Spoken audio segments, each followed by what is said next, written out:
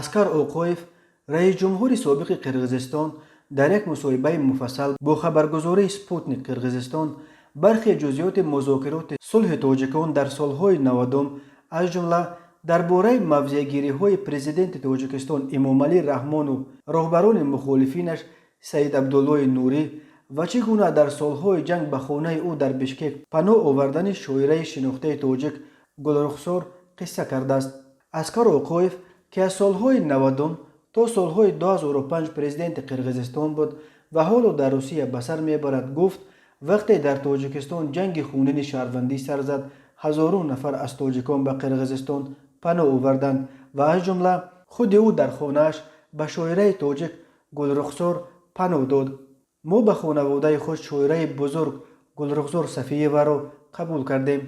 замоне ба ҷони ӯ дар тоҷикистон хатар таҳдид мекард. ӯро ба хонаи мо оварданд, гуфт оқоев ва афзуд ки ӯ бо гулрухсор солҳои 1989-1990 дар Москва шинос шуда буд. аскар оқоев сами гулрухсорро дар истиқрори сулҳ бузург хонд ва гуфт шоираи тоҷик ҳам бо тураҷонзода ва ҳам бо нурӣ муносибати хуб дошт ва тавонист ҳам тураҷонзода ва ҳам нуриро бовар кунонад ки созиш кунанд.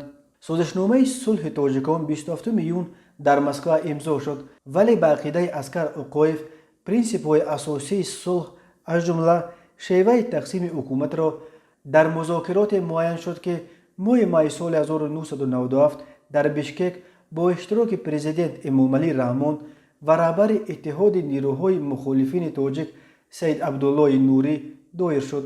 ин музокирот ҳалкунанда буд, чунки масъалаи тақсимоти қудрат миёни ҳукумат ва мухолифин маҳз дар ҳамин гуфтушунид ҳал шуд. осон набуд. онҳо ҳатто намехостанд сари як миз бо ҳам як пиёла чой нӯшанд. шаби бевақт 17 май 3 соат сари як миз нишастем ва ман як нонро ду тақсим карда ба онҳо додам. ба ёд меорад президенти нахустини қирғизистон. аскар оқоев аз эмомалӣ раҳмон тавсиф кард ки дар ҳамон шароит шуҷоат нишон дод ва қудратро тақсим кард, мухолифинро ба ҳукумат пайванд намуд. нурӣ низ ба ақидаи оқоев аз худгузаштӣ нишон дод ва талаби ягон мансаб барои худаш накард. нурӣ раҳбари иттиҳоди мухолифин буд, на раҳбари гурӯҳи исломгароёни радикалӣ. аксари мардум ӯро раҳбари гурӯҳи радикалӣ мешиносанд. не, ӯ бисёр шахси босавод ва доно буд, вале принсипҳои худро ҳимоя мекард ва беҳуда нест ки маҳз ӯ раҳбари иттиҳоди мухолифин интихоб шуд. ӯ дар воқеъ лидер буд ва аз ин рӯ ба ягон вазифа ниёз надошт.